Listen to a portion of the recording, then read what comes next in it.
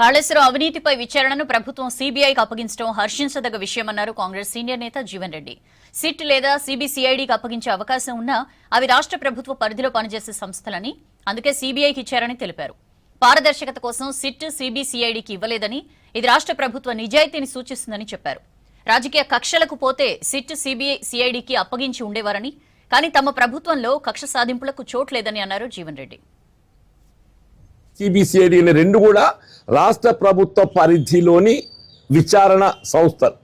రాష్ట్ర ప్రభుత్వ పరిధిలో ఒక అస్త్రాన్ని నిజంగానే రాష్ట్ర ప్రభుత్వం ఏదైనా కక్షపూరితంగానో రాజకీయంగానో నిర్ణయం తీసుకోవాలని చెప్పి భావించి ఉంటే ఏ సిట్టో సిబిసిఐడి వేస్తే అయిపోతుండే. అపోహలకు తావీయకుండా రాష్ట్ర ప్రభుత్వం నిష్పక్షపాతంగా పారదర్శకంగా నిర్ణయాలు తీసుకుంటుందని తెలియజెప్పే విధంగా సిబిఐకి అప్పగించడం ఇది రాష్ట్ర ప్రభుత్వం యొక్క నిబద్ధతకు వాస్తవాలు ఏదైతుందో ప్రజలు గ్రహించబడే విధంగా, చేతల ద్వారా దాన్ని నిరూపించబడే విధంగా సిబిఐకి అప్పగించి